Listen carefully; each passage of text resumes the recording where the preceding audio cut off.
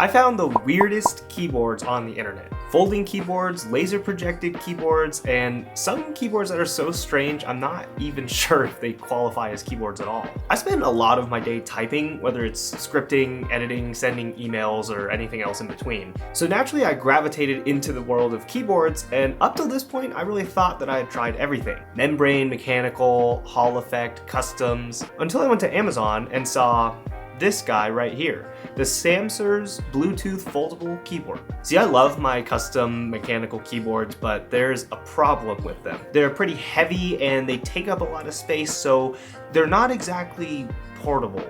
This keyboard promises to solve those issues entirely. It's thin, light, and it folds completely in half, so it barely takes up any space in your bag. On top of that, it's only about $30, so I just had to try it for myself. Okay, so this keyboard comes with this like stand thing, and it should be able to hold like a phone or a tablet. But that said, my iPad already has a case on it, so I don't really think that I'm gonna be needing this thing. Okay, so there's this like on-off switch here.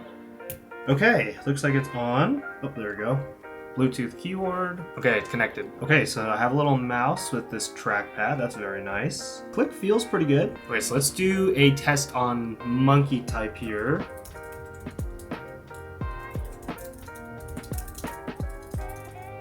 Nope.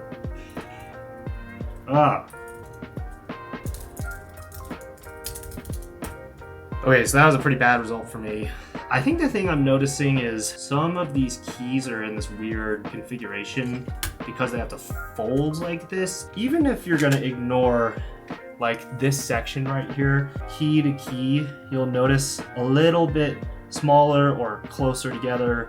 So it feels like a pretty cramped typing experience, and I find myself making a lot of mistakes. So look, I think the main problem that I have with this keyboard is that it's just too tiny.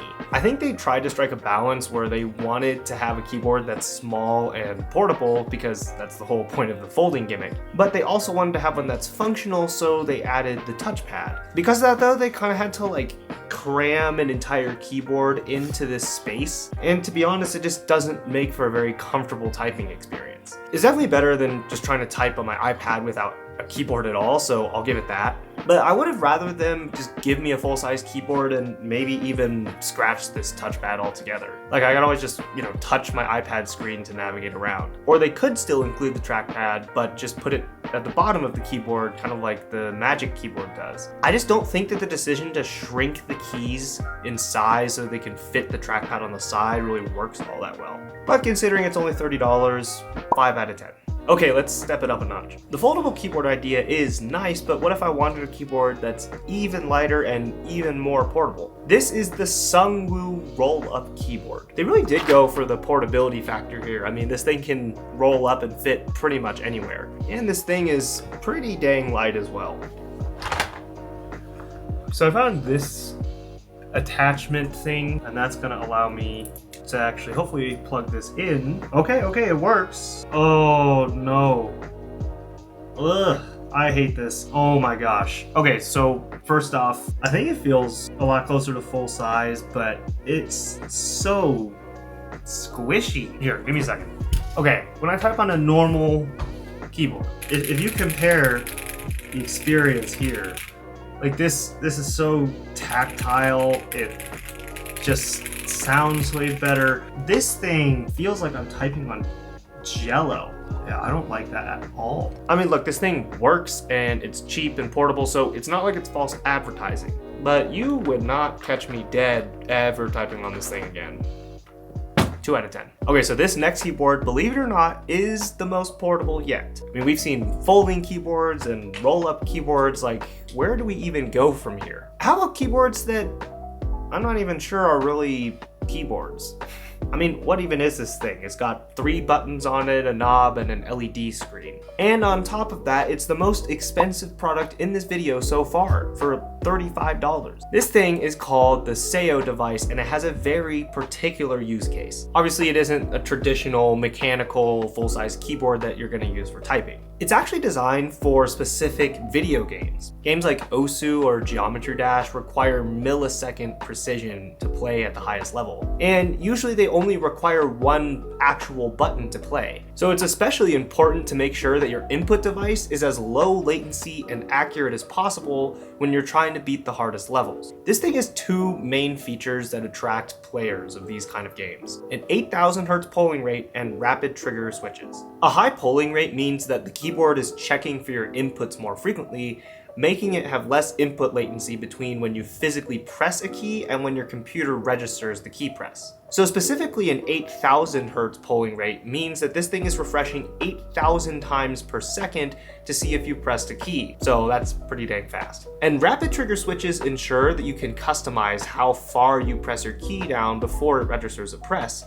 And it also ensures that you don't have to come all the way back up once you press a key before you can press it down again. Both of these things combine together to make this thing the most quick and accurate experience for these games. So if you're trying to beat the hardest levels, you know that this is never going to be what holds you back. Okay, so I played like some Geometry Dash over the years. I'm not claiming I'm fantastic at the game, but I maybe have like 250 hours or something like that. So hopefully I'm good enough to see if this thing actually does make a difference or not. Okay, so I just plugged in the Sayo device. Okay, so I'm using my mouse right now, and I've beaten this level before. It's just on an old save, so the cloud data didn't transfer over.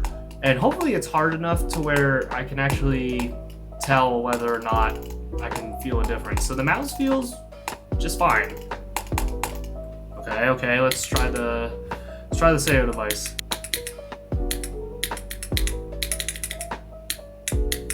No! Yeah, I can definitely tell a difference. I'm not gonna play anymore, but this thing does feel a little bit more responsive, so I can see at a really high level how that would actually legitimately make a difference. I'm kind of surprised. Okay, look, for most people this thing makes absolutely no sense, but if you do play Osu or Geometry Dash or another game like that, I'm gonna be honest, this thing is as good as it gets. But man, for $36, it just feels hard to justify something that literally only has 3 keys on it. So for its intended use case, and then also considering the price, 7 out of 10. Okay, this last keyboard is the one that I am the most excited for. See, I've always enjoyed the tactile, physical experience of typing, but there's something that's just so futuristic and fascinating about a keyboard that isn't physical at all. This thing promises to be just that, a laser projected keyboard. It goes for $50, and it's therefore the most expensive item in this entire video, so I have pretty high expectations. I'm turning off a bunch of these lights. Now you can see my face cam's all dark. Okay, that's promising. It's not freaking out. I don't understand why it's not working. Oh, I see. This too is a Bluetooth device. Oh, hello, KitKat. Oh my goodness. Okay, let's see.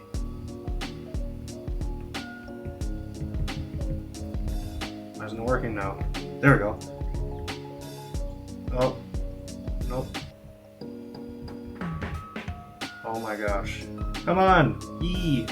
Why can't you register an E? There we go. Nope. R. 8 words a minute. Well, I guess the main problem I have is that this thing really doesn't seem to register key presses all that well, but yeah, cool concept, I guess.